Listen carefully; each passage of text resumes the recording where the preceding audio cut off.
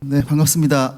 홍익대학교 이현성이고요. 저는 공공 디자인을 연구하고 있습니다. 그래서 오늘 공공 디자인에 대한 소개도 해드리면 좋겠는데 오늘 저에게 주어진 시간이 있는데 오늘 요거를 보시고 아마 조금 유추하실 수 있지 않을까 싶습니다. 의제, 그러니까 저희 공공 디자인에서 제일 중요한 게 앞에 공공자가 붙어 있지 않습니까? 그래서 공공과 사회의 의제를 디자인으로 해결하고자 하는 그런 겁니다. 그래서 여러분들과 많이 떨어져 있지 않고요. 뭐 예쁘게 만들고 뭐 이런 것도 중요한데 그게 사회에 정말 필요하고 문제를 해결하는 쪽으로 저희 연구를 진행하고 있습니다. 그래서 오늘 드릴 말씀은 제 의제에 맞게 회복력을 위한 공공 디자인. 그래서 뭐 어려운 이론은 제가 잘 모르고 여기 가신 선생님들 말씀을 더 듣도록 하고요. 저는 두 가지 사례를 중심으로 말씀드릴까 합니다. 그래서 하나는 로컬 아젠다 21 빈에 대한 사례, 또 하나는 그 유네스코의 디자인 수도로 지정되어 있는 몬트리올의 아젠다에 따른 디자인 실행 사항들, 이거를 좀 샘플 중심으로 말씀을 드리도록 하겠습니다.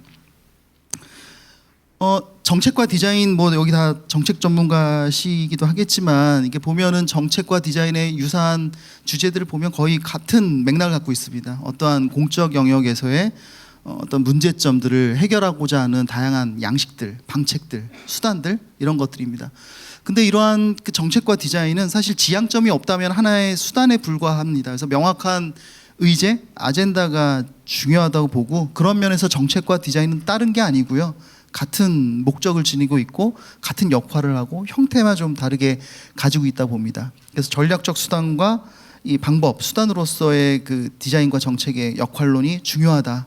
그래서 저희가 이제 정책 하시는 분들에게 좀 강조하는 겁니다. 디자인도 이렇게 역할이 있다. 이 말씀 드리고요. 예를 들어서 지역 활성화라는 의제들 요즘 많이 있지 않습니까? 그러면 지역 활성화 정책이 있고요.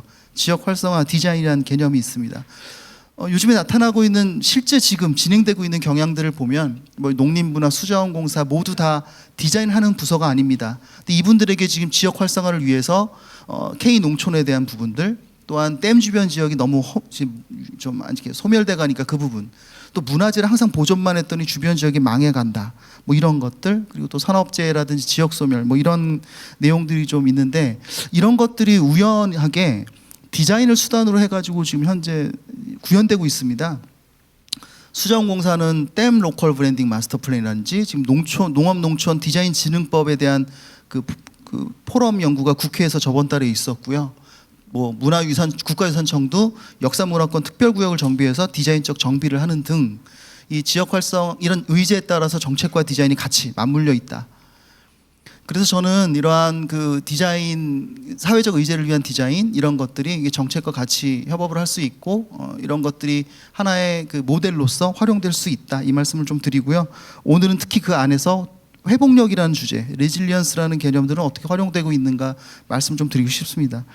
얼마 전에 서울 디자인 국제 포럼에 왔던 그 덴마크 그 국립 덴마크의 디자인 연구센터의 그 책임자께서 하신 말씀인데, 옛날에 디자인은 산업, 뭘 만들어내는 데 집중했다, 디자인이. 근데 지금은 인에이블러로서의 디자인이다. 그러니까 어떤 것을 구현해내는 수단으로 쓴다라는 게 이미 북유럽이라든지 정책 디자인을 하고 있는 저 영국 이런 데 아주 그 선행 사례들입니다. 그래서 국내에서도 빨리 이 디자인이라는 거를 혼자 놔두지 말고, 아니면 또 저쪽 거니까 전문적 영역이 놔두지 마시고 정책 활용에 좋은 수단으로 좀 활용됐으면 좋겠다. 그래서 그 말씀에 기반으로 오늘 도시 회복력 의제 구현을 위한 어떤 디자인 정책 전략화의 사례를 간단하게 좀 말씀드리겠습니다. 첫째는 이 로컬 아젠다 21 빈의 얘기입니다. 다 아시다시피 1992년에 그 리오 선언을 통해 가지고 어떤 아젠다 21이 이제 구현이 됐고요. 그것들을 전 세계 우수 도시들이 로컬 아젠다 21로 받아서 수행을 하고자 했습니다. 특히 빈 같은 경우가 굉장히 적극적으로 잘 수행이 되고 있는데요. 이 지속 가능하고 살기 좋고 포용적 도시라는 의제를 바로 이 로컬 아젠다 21로 설정을 하고, 특히 지금 실행적 하부 정책 계획인 스마트 시티 비엔나나 뭐 지속 가능 목표랑 맞춘 그 기후 중립 2040 계획 등도 모두 이 정합성에 맞춰서 진행되고 있습니다. 그래서 그 안에 좀 더 이렇게 전략들을 좀 살펴보면은, 먼저는 분권화된 전략, 그러니까 오늘 보여드릴 사례들의 공통점들이 중앙 정부는 이렇게 관리만 해주고 지방 로컬 상권이라든지 아니면 지역 그 자치구에서 이게 시민의 참여로 예산이라든지 그런 것까지 자율권을 부여해 주는 역할 분배가 명확히 돼 있다는 걸 좀 알 수 있고요. 또한 시민과 함께 초기 기획 단계부터 공동 창업절 그 공동 디자인 전략이 들어가 있어서 책임과 의무가 분할되어 있는 게 아니라 같이 그 공유되어 있는 어떤 그러한 모습들을 좀 볼 수 있다. 그다음에 세 번째는 그 로컬 아젠다 21의 의제에 맞게 뭐 SDGs라든지 아젠다 21의 정합성에 맞춰서 그 도시가 이렇게 그때그때 달라지는 게 아니라 큰 지향점의 의제를 가지고 가고 있다. 그래서 오늘은 두 가지 사례, 특히 그라츠라보르랑 그라츠로아제, 좀 단어가 어렵죠. 이 그라츠리라는 건 이제 마을, 근린이란 뜻이고요. 라보르는 실험, 로아제는 오아시스. 그래서 이제 마을 오아시스 사업과 마을 실험실 사업. 이거는 그 이 혁신적인 도시 정책에 상을 주는 그 리콴유 도시상을 수상한 그 대상이기도 합니다. 우선 앞서 말씀드린 것처럼 좀 흥미로운 거는 국가에서 지역의 지자체에서 이렇게 운영을 하지만 비영리 협회의 단체 법인이 만들어서 운영하고 있다는 게 하나 좀 의미가 있고요. 또 하나는 이제 이렇게 뭐 구성은 저렇게 돼 있습니다. 그리고 이제 그 그라츠 로아제 같은 경우는 이제 이게 오아시스, 그러니까 틈새의 쉼터 공간을 만드는 게 그 형식적으로 돼 있고요. 라보르는 기존의 기존의 제도와 법으로 실행할 수 없는 사업들을 수행하는 하나의 그 이렇게 무단 행위라고 할까요? 보행자 길을 만들 수 없는 길을 보행로로 만들고 싶을 때 뭐 이런 것들을 이제 실험할 때 이제 저런 법제적 제한을 어떤 그 극복할 수 있는 인식 전환 프로그램이라고 좀 보시면 되겠습니다. 그래서 하나는 프로그램 측면, 하나는 실행적 사업 측면. 이것들이 디자인적으로도 저희 매력이 있습니다만 결국 저거의 궁극적인 의미가 로컬 아젠다 21을 구현하고자 하는 도시 회복력을 위한 실행이었다. 이런 큰 관점에서 봐주시면 될 것 같습니다. 먼저 그라츠로아제 중에 가장 괜찮은 프로그램 중에 하나가 바로 10개의 오아시스 만들기입니다. 그래서 이 무더운 여름에 10개의 쉼터 만들기인데 사실 이것들은 뭐 이렇게 보시면 약간 좀 조악하죠, 디자인이. 그러니까 이게 뭐 화려한 디자인이나 뭐 세련된 시설을 넣는 게 중요한 게 아니라 마을의 더위를 피할 수 있는 쉼터 공간을 주민들이 직접 만드는 겁니다. 예산은 이제 받아가지고요. 그래서 10개 테마, 그리고 이 중간에 이런 법제적 제도를 조금, 저게 사실 무단행위지 않습니까? 이렇게 도로에다 뭘 설치한다라는 게 그런 어떤 규제성의 문제들을 풀어주는 그 허가소가 각 구마다 설치돼가지고 제도는 그런 것을 지원해주고, 또한 이제 시민들은 직접 내 손으로 우리 의지로 이런 그 오아시스를 만들었다라는 것 자체가 이미 마을의 공동체를 회복한다든지, 그러니까 쉼터가 중요한 게 아니고요. 저거는 뭐 쉽게 만들 수 있지 않습니까? 근데 저런 과정 자체에서 시민들과 관과 이런 분들이 좀 어우러서 동시다발적으로 직접 주민이 체감할 수 있는 공간으로 구현됐다는 게 좀 매력이 있다고 볼 수 있겠습니다. 다양한 형태가 굉장히 많이 있습니다. 이 공간은 학생들이 처음부터 이 이름 만드는 거라든지 뭐 색깔 지정하는 것까지 해서 그 처음부터 끝에 구현될 때까지 교육기관이 함께 참여한 것입니다. 한국에도 중학교에 공공재행 교과서가 있는데요, 선택 과목으로. 뭐 이런 그 내 손으로 직접 공공 영역의 공동 공간을 만든다는 거는 장애우에 대한 배려, 다문화 분들에 대한 배려를 직접 몸소 기획할 때 배울 수 있는 아주 좋은 교육 프로그램입니다. 놀이터 또한 그 아이들의 참여, 동네섬 형태의 프로젝트로 진행이 됐는데, 아이들과 청소년 이런 분들이 같이 그 설계 또 놀이와 문화 활동을 결합할 수 있는 하나의 프로그램으로 돼 있고, 특히 이 공간 특성 중에 뭐 그 세대별 맞춤형, 그러니까 어린이 놀이터가 아니고요, 마을 놀이터라고 해서 이제는 그 유스, 어덜트, 키즈, 실버 세대, 이 4개 통합 세대가 활용할 수 있는 공간들을 제공해 줌으로 해서 이 마을의 통합적인 공동체 회복까지 이런 참여 디자인으로 만들 수가 있는 거죠.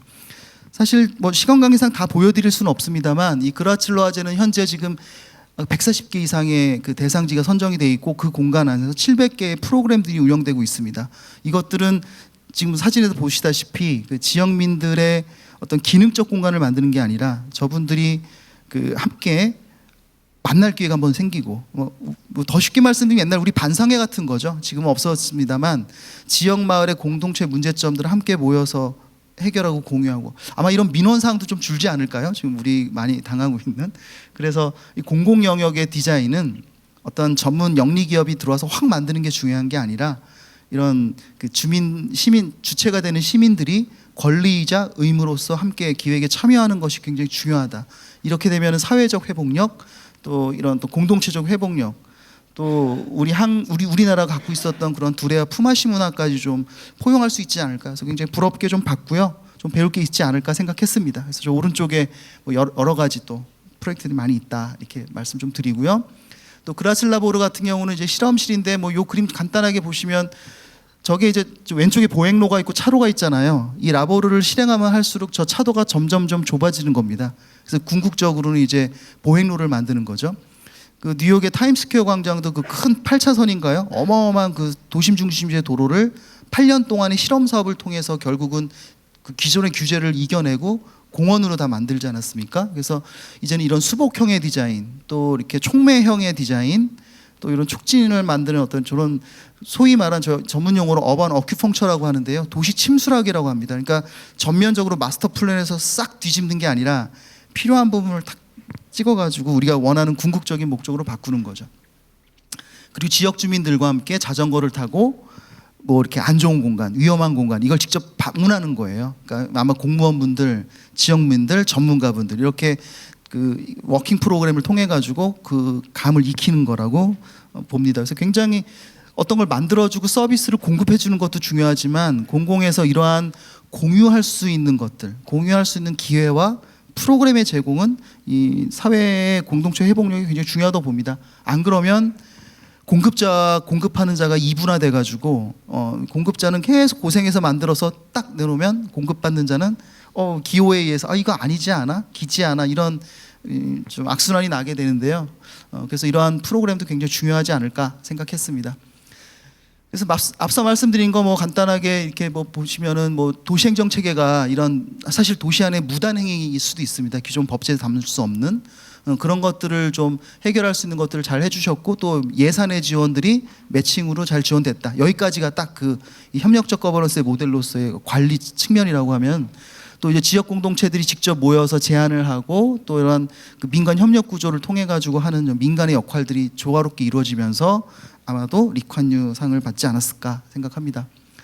두 번째는 유네스코 디자인 도시 몬트리올입니다. 몬트리올은 2030 아젠다 디자인과 건축에서의 질 높이기라는 의제 계획을 수립함으로 해서 이 몬트리올의 퀄리티를 디자인을 높이고자 하고 있습니다. 그래서 거기 기본 원칙 6개가 굉장히 저희한테는 시사하는 바가 큰데요. 우린 보통 디자인하면 이제 뭐 노란색 만들기 아니면은 뭐 만들기 이렇게 눈에 보이는 시감적 측면을 얘기하는 게 좀 많습니다. 근데 보면은 이제 가장 중요한 요소는 회복 탄력성으로 보고 있습니다. 그래서 리질리언스의 개념, 환경적 측면, 지속 가능 측면에서 그다음에 경제, 문화, 그다음에 형평성과 포용, 그다음에 건강 복지의 6가지 의제가 앞으로 몬트리올이 2023년까지 해야 될 디자인과 건축의 지향점입니다. 그리고 그것들을 통해서 현재 지금 125개 도심 프로젝트를 진행했어요. 그래서 그 진행한 것들을 이제 평가하는 보고서를 냈는데 저 오른쪽에 보시면 색깔별로 6개가 있습니다. 앞서 나왔던 의제들을 우리가 얼마나 성실하게 시행해 왔는지를 아카이빙을 했어요. 그래서 우리도 이게 중요하다고 봅니다. 그러니까 전 정치는 잘 모릅니다만 정책을 얼마나 우리가 실행했는지 이런 걸 하잖아요. 그런 것처럼 저렇게 우리가 의제 수립한 것들이 어떻게 공간 안에 구현됐는지를 이제 공유하는 거죠. 그래서 오늘은 뭐 125개를 다 볼 수는 없고 조금만 같이 살펴보겠습니다. 첫 번째는 어떤 적응이 가능한 어떤 저런 모듈에 대한 겁니다. 저 오른쪽에 보시면 시설물들이 동그랗고 네모랗고 이렇잖아요. 그러니까 저것들은 어느 공간에서도 쉽게 조화를 이룰 수 있게 그리고 또 어느 게 하나 망가져도 쉽게 대체될 수 있게 그러니까 비용을 절감하는 거죠. 어떤 환경적 낭비를 줄이는 거고 그리고 오른쪽 하단에 보시는 저러한 그 플랜터들의 배치는 뭐 예쁘라고 배치한 게 아니라 저 오른쪽 왼쪽 하단에 나와 있는 것처럼 우리 몬트리올에서 비가 내렸을 때 우수로로 도착하는 물을 최소화시키겠다. 그러니까 물을 스폰지 시티라고 그래가지고요. 도심 속에 물을 최대한 저장할 수 있는 아주 가성비 좋은 시설물의 플랜터를 만들자라는 거죠. 하지만 이제 보통 디자인은 그렇게 하지 않습니다. 저런 의제 의식이 없기 때문에 예쁠까? 디자인을 기호로 만들게 되는 거죠. 그래서 궁극적으로 바라보려는 저런 왼쪽에 나와 있는 저런 의제들을 디자인들이 저렇게 실행 단계에서 담고 있습니다. 이거는 아고라 막시무스라고 하는 공공 디자인 명칭인데 아고라는 말 그대로 광장. 그다음 막시무스는 왜 그 이렇게 로마 경기장에 가면 관중석을 얘기합니다. 관중석이라고 이해하시면 될 것 같아요. 그래서 함께 있는 관중석이라는 뜻인데 도로 위에 저런 시설물인데 저 시설물을 자세히 보시면 이게 모듈형이 되어 있습니다. 그러니까 붙였다 뗐다 붙였다 뗐다 뭐 나무를 심었다가 의자를 놨다가 아주 굉장히 조립식 레고라고 보시면 돼요. 그리고 저렇게 된 건 앞서 말씀드린 것처럼 막 복잡하게 만들어서 비싸게 안 해서 환경을 줄이려고 하는 거죠. 그리고 내재적 탄소 소재, 그러니까 모든 소재는 만들어질 때 내재적 탄소가 있습니다. 예를 들어서 여기서 반경 200km 안에서 양산되지 않는 시설물의 소재를 쓴다고 하면 저걸 만들기 위해서 200km 밖에서 차가 날아와야 되잖아요. 그럼 그 소재 자체에 이미 내재적 탄소량이 증가하잖아요. 그러니까 설계 단계부터 그걸 내재화시키는 겁니다. 그리고 또 사회적 기능으로서는 사람들은 무조건 집객, 거리가 느려지고 앉고 거리에 눈이 많아져야 사회적 행위가 도로에서 많이 일어납니다. 그래야지 문화적 공간이 생기고 지역 경제도 늘어나거든요. 그래서 빨리 걷는 거리가 중요한 게 아니라 느리고 앉게 걷는 거리가 중요하다. 그래서 이제 그런 것들을 구현하기 위한 하나의 시설 디자인으로 볼 수 있습니다. 프레네치 플라자 같은 경우는 프레이스 같은 경우는 이제 이 지역에서 나오는 재활용 소재들을 이렇게 다 만들어 가지고 지역 협업 아티스트와 협업해서 리퍼비시한 겁니다. 그래서 약 100여 종이 됩니다. 그러니까 100여 종의 일상 가구 형태, 그러니까 일반 주민들에게 좀 이렇게 어색하지 않게 막 멋있는 조형물로 관조하는 조형물이 아니라 우리가 흔히 볼 수 있는 테이블, 뭐 식탁 위에 양초, 의자, 뭐 이런 모양의 100종류로 해서 저기 오른쪽에 보시는 그림처럼 지역의 정체성, 공공미술로 해서 정체성도 살리고 지역민들이 함께 쉴 수 있는 공간으로 재활용 소재를 만들어서 지역의 아예 아이덴티티까지 만드는 개념이 되겠습니다. 그다음에 이제 이 수분자 친화공생 녹화 디자인은요, 우리가 보통 저런 도로 위에다 전 녹색 공간을 만들 때 앉기 쉽고 뭐 눈에 보기 좋은 걸 만들잖아요. 근데 여기는 어떤 다양한 화분원과 먹이원에 제공을 할 수 있는 소위 말하는 저희 용어로 심바이오시스라고 그러는데 공생 디자인의 전략이 적용된 겁니다. 그러니까 사람이 어떻게 앉을까, 어떻게 할까가 이제 요즘 화두인데, 그럼 저거 수분자가 되는 벌은, 그다음 거리 먹는 이 벌레들은 어떻게 여기 같이 살아가지? 이런 의도를 가지고 거기에 맞게 저런 생태 기준에 맞춰서 설계가 된 겁니다. 그래서 도시 생태 네트워크를 강화시키고 공생 디자인의 개념, 또 미시 기후를 좀 개선하고 또 궁극적으로는 어떤 지역 생태 교육의 퀄리티까지 올리는 역할을 하게 됩니다. 또한 이 과로의 디자인은 보시면은 지금 이제 사회적 기능에 강합니다. 그러니까 앞서 말씀드린 것처럼 도시 회복력을 위해서 사람들이 걷는 게 중요한 게 아니고요, 사람들이 멈춰야 됩니다, 무조건. 그래서 저 서울의 뭐 인사동이나 익선동이나 홍대 앞에 우리가 좋아하는 거리들 공통점은 사람들이 다 느려요. 시속 1km, 2km. 그리고 사람들의 사회적 행위가 되게 다양합니다. 걷는 것만 있는 게 아니고요, 먹거나 보거나 듣거나 앉거나 악기를 연주하거나 하는 다양성이 존재합니다. 그것이 바로 회복력에 디자인해 줄 수 있는 역할인데요. 저 오른쪽 하단에 보시면 놀이기구도 있죠. 저거는 이제 다양한 세대들, 아이들은 놀아야 되니까 저런 놀이기구를 넣어서 아이들을 더 데려오는 어른들이 많아지고 뭐 이런 것들을 하게 되는 것이죠. 그리고 100개의 벤치 프로젝트도 다 이러한 사람들의 100명의 사람들이 앉을 수 있는 벤치 프로젝트를 진행해서 사람들의 그 내용들을 좀 사회적 회복력을 하고자 합니다. 요거는 이제 이 큐비즘 전시인데요. 그러니까 이건 어떤 의미냐면 공공 미술이나 이런 어려운 미술관의 그거를 함께 공유하는 겁니다. 그래서 이게 만들어진 이유는 이 왼쪽에 미술관 전시관이 있거든요. 저 왼쪽에 이렇게 입체파 미술을 전시를 하는 날이 있었습니다. 근데 그 안에만 들어가지 어려운 입체파 예술을 볼 수 있잖아요. 근데 그거를 공공이 외부에서 쉽게 즐겨라. 그래서 몬트리올 시민들의 퀄리티를 올리겠다. 그래서 공공미술을 함께 즐길 수 있게 저 임시 공간을 큐비즘의 형태로 만들어서 저 공간을 아이들이 놀고 자전거도 탈 수 있습니다. 저게 이렇게 만들어서 저 투명한 원구를 보면 바깥 공간이 왜곡돼서 큐비즘 형태로 보이고, 그래서 일반 시민 돈 내고 안 들어와도 큐비즘의 예술을 함께 공유하고, 이거는 약간 포용성과 형평성의 문제인 거죠. 그리고 또 이런 시설물들이 되게 굉장히 아주 컬러풀하고 굉장히 인지하기가 굉장히 좀 채도가 높죠. 그러니까 누군 색채 공예라고 할 수 있는데 시각 약자인 분들이 쉽게 인지할 수 있고 활용할 수 있게 다채로운 색채의 목적이 그런 어떤 이 다양한 사람들을 배려하기 위함입니다. 특히 그 공간 안에서 이런 축제가 일어날 때도 지금 이 5종류의 시설물들이 자세히 보시면 이 세대별로 다 즐길 수 있어요. 아이들, 어른, 청년, 그다음에 고령들이 놀 수 있게 골고루 소위 말하는 초세대적 디자인을 해가지고 사회적 포용력을 높인다. 세대 간의 협력, 촉진, 따로따로 노는 게 아니라 함께 모이는 그런 것들을 한다. 그리고 또 기후에 대한 건데 이제 더운 날씨에 사람들의 어떤 미시기이긴 합니다만 그 폭염에 대한 어떤 줄이기 위해서 기존의 수도를 뚫기 어렵잖아요. 그래서 이제 소화전에 연결해서 쉽게 즐길 수 있는 저러한 소화전에 대한 자전거 피난처, 그러니까 더위 피난처에 대한 디자인도 이렇게 지금 진행이 됐습니다.